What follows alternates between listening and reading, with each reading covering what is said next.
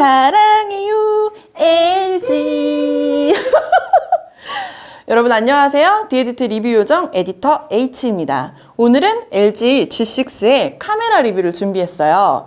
G6에는 듀얼 카메라가 들어가 있죠. 둘 다 1300만 화소예요. 이미지 센서도 똑같이 소니의 IMX258이 들어갔습니다. 플래그십 스마트폰에 들어가기에는 약간 아쉬운 이미지 센서예요. 보통 구형 스마트폰이나 중국기 스마트폰에 많이 들어가는데 이걸 왜 플래그십인 최신형 G6에 넣었을까요? 카툭티를 완전히 없애려고 이 이미지 센서를 사용했다고 해요. LG 말로는 이미지 센서의 아쉬움을 소프트웨어로 커버했다고 하니 한번 직접 사용해볼까요? LG G6의 카메라의 가장 큰 특징은 G5부터 꾸준히 밀고 있는 광각 카메라입니다. 듀얼 카메라 중 하나는 71도 화각의 일반 렌즈, 나머지 하나는 125도 화각의 광각 렌즈입니다.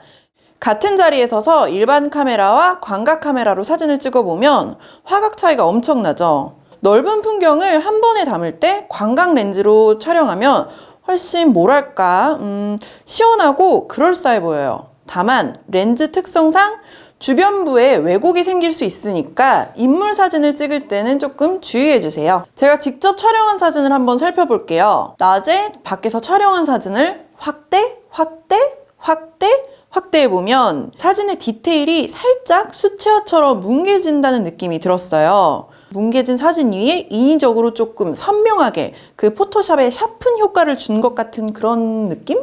또 일반 카메라보다는 광각 카메라의 선회도가 조금 더 떨어지니까 사진 촬영할 때 참고하시고요. 굉장히 어두운 조명의 카페에서 사진을 찍어 보았습니다. 갤럭시 S7과 함께 촬영을 해서 사진을 비교해 봤는데요. S7으로 촬영한 사진이 실제로 보는 것보다 훨씬 밝게 나오는 느낌이라면 G6로 촬영한 사진은 눈으로 보는 것과 비슷한 밝기로 나옵니다.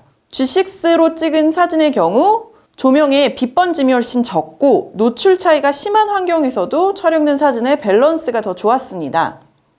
사진 색감은 굉장히 강하고 화려하게 표현되는 편입니다. 전체적으로 붉은기가 좀 많이 돌아서 음식 사진을 찍으면 먹음직스럽게 나와요.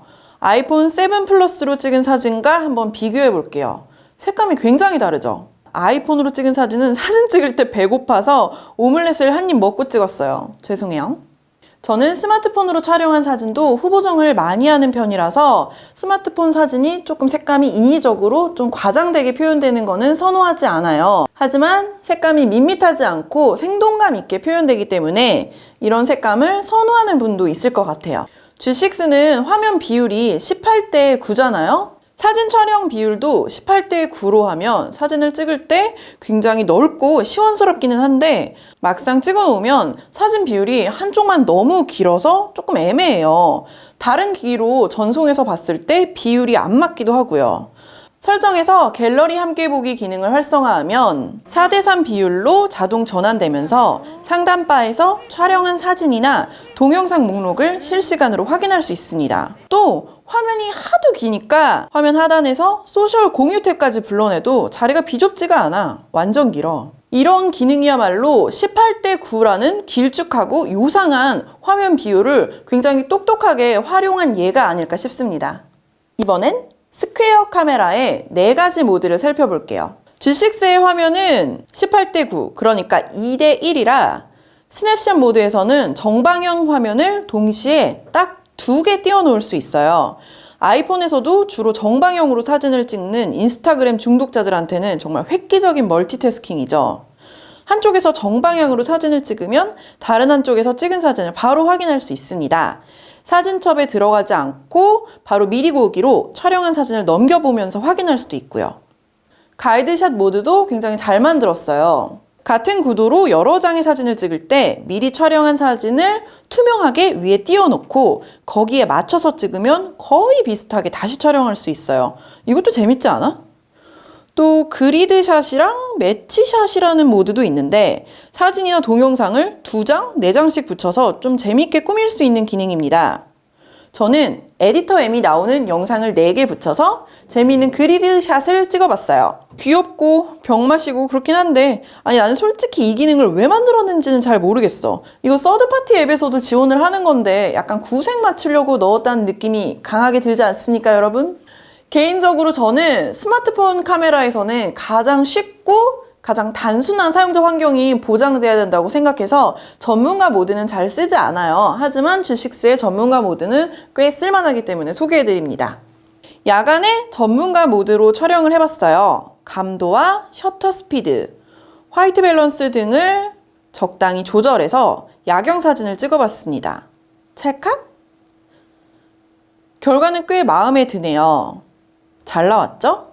아, 그리고 여러분, 야경 사진을 찍을 때는 음성으로 찍으셔야 흔들림이 없이 깨끗하게 찍힙니다.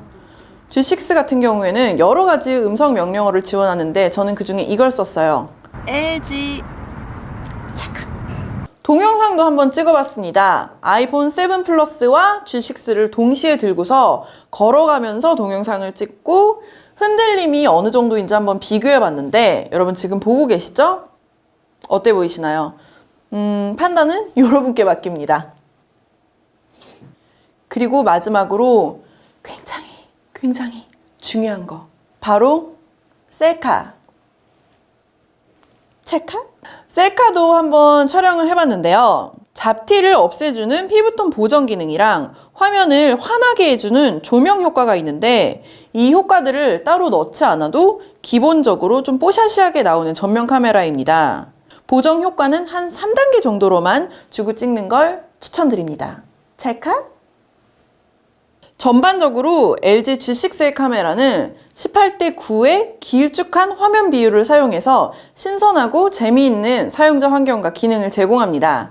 광각 카메라 기능 역시 카메라를 따로 챙겨 다니지 않는 일반 사용자들한테는 여러 가지 화각에서 사진을 찍을 수 있는 매력적인 기능인 것 같아요. 저조도 촬영이나 전문가 모드로 촬영했을 때의 결과물도 꽤 괜찮고요. 다만 2017년도에 출시된 플래그십 스마트폰에 걸맞은 카메라냐고 물어보신다면 약간 아쉬움이 남습니다. 작년에 나온 경쟁 스마트폰 카메라들이랑 비교를 했을 때도 월등히 나은 카메라다 이런 생각은 사실 들지 않았어요. 괜찮은 것도 있었고 아쉬운 것도 있었던 G6의 카메라 사용기는 일단 여기까지입니다. 더 다양한 샘플샷을 보고 싶으시면 디에디트 웹사이트로 놀러와 주세요.